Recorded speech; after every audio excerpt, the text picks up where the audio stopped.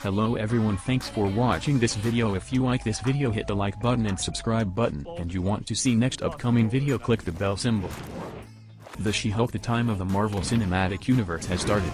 Tatiana Maslany brings one of the most darling Marvel Comics characters ever to life in Jennifer Walters. Crowds are energized for more gamma radiation superheroes, fourth wall-breaking satire, and the interminable number of Easter egg open doors this show offers. One episode and those opportunities aren't wasted. Here's a list of all the Easter eggs from the season premiere of She-Hulk. Lawyer, okay. I'm ready to give my closing argument now. Hey guys, so where are we going, fellas? I don't know. What's the word? He has the keys. Hey, what's up?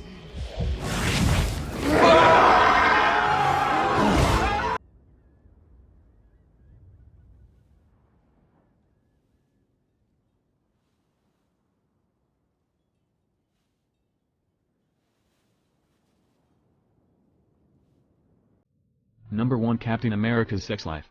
Displayed in a special clasp, Jen Walters and her cousin Bruce Banner examine what the vast majority talk about with an Avenger, Captain America.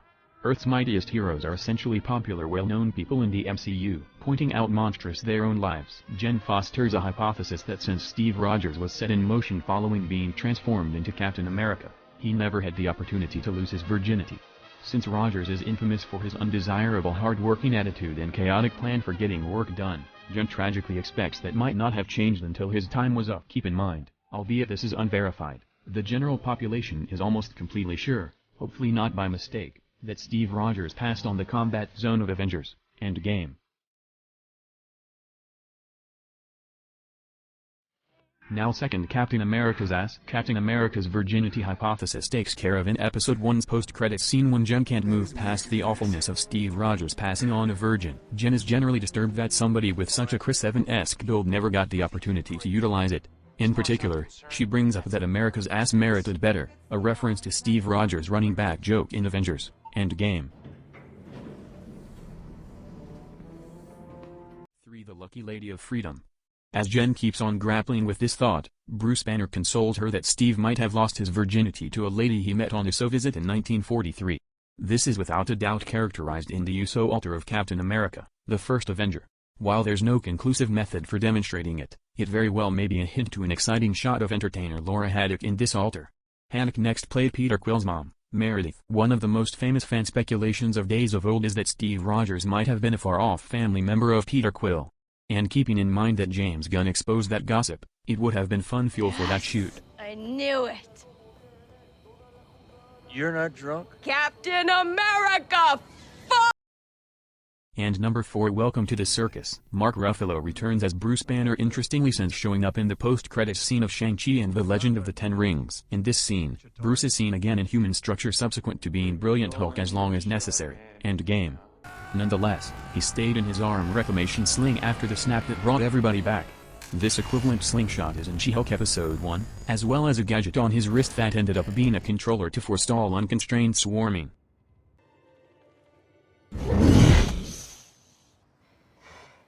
Number 4, The Sun's getting real low. With the acquaintance of another Hulk with the MCU, fans get an opportunity for Bruce Banner to consider his hero vocation. Clearing up for his cousin the intricate details of being a Hulk, Banner ponders the numerous ways he was incited into his massive green state and the couple of ways he had the option to be brought back. The most well-known was the renowned cradle song of Avengers, Age of Ultron. Natasha quieted the Hulk down and took him back to harmony by telling him the sun sets extremely low. This was a strategy endeavored once more by Thor in Thor Ragnarok without progress. Bruce likewise specifies alternate ways he recently escaped his Hulk state, saying, "Typically I tumble off a fly or get taken out by a robot and wake up as Banner." The notice of a robot could be a shameless reference to Ultron, yet is doubtlessly an endlessly gesture to when Hulkbuster took him out.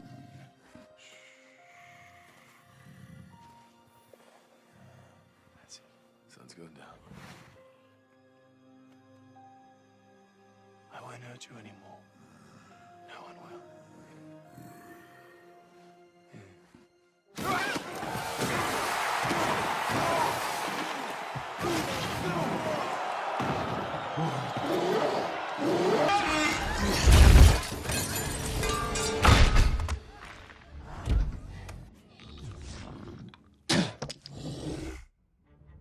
I'm sorry. Oh,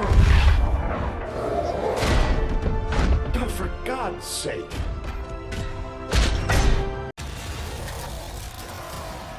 And Bruce's monster years. Discussing Ragnarok, Bruce likewise made sense of that he was once caught as the Hulk for 2 sequential years when he was the fighting champion in Sakaar. It's the greatest admonition he can give his new cousin as the new Hulk. It was then that Bruce understood that the Hulk was similarly just about as controlling as Bruce and started his excursion to rejoining the brain and the brawn. In Sakaar, Hulk has become a champion and a fan favorite. It seems that it wasn't the end of Banner's relationship with Sakaar. While driving, Bruce and Jen are stopped and run over by a Sakaran spaceship much like the one Grandmaster uses for parties and orgies and all that. Bruce equates this run to Sakaar with an attempt to send a message to the Hulk and something he needs to check out later. No one knows how many contacts the Hulk has had with the people of Sakaar since Ragnarok, but the blip's 5-year gap allows anything to become possible. Who knows how far Bruce and the Avengers searched for a solution.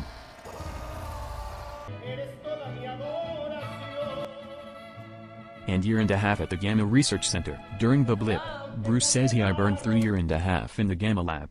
Assemble mind and muscle.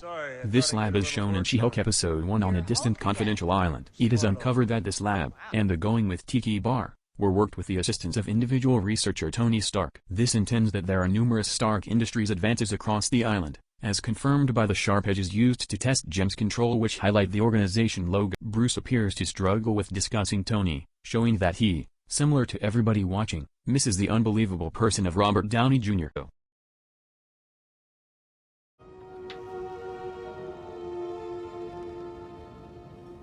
Hello? Things from the Hulk's past. Things from the Hulk's past shown in the hotel part of the lab is a spot that Bruce has obviously enlivened with knickknacks from quite a while ago. The most significant of these is a cover of an Iron Legion robot highlighted in Avengers: Age of Ultron. Prior to being sent off into space, Age of Ultron showed Bruce Banner as an unimaginably dynamic and priceless individual from the Avengers, assisting Tony with tracking down the best logical method for finishing the mission. Almost certainly, Bruce assisted Tony with setting up the Iron Legion and the wide range of various security conventions highlighted in Avengers 2. One more head protector is additionally found in Hulk's lodge, yet this one has a place with Banner. The warrior protective cap found in Thor Ragnarok should be visible close to Hulk's closet, a sign of his 5 days on Sakaar. One more piece of Hulk's past could be an Easter egg for some time, including Spider-Man and Iron Man. The Led Zeppelin shirt Jen winds up wearing could be a reference to when Peter Parker erroneously thinks AC/DC's Back in Black is a Led Zeppelin melody in Spider-Man: Far From Home. I really didn't want to do this. And back to the Incredible Hulk. After Jen acknowledges her destiny and permits Bruce to prepare her as the Hulk, crowds get an Incredible Hulk montage. Bruce gives Jen the general tour and it is immediately demonstrated that Jen is far beyond her years. Bruce then, at that point, brings back a move that hasn't been seen beginning around 2008. The Incredible Hulk, the Thunderbolt that crushed Abomination, was utilized to dial Jen back during a contention. Jen fights back with a variety of this move that changes over the force of one major punch into the problematic power of different little blasts.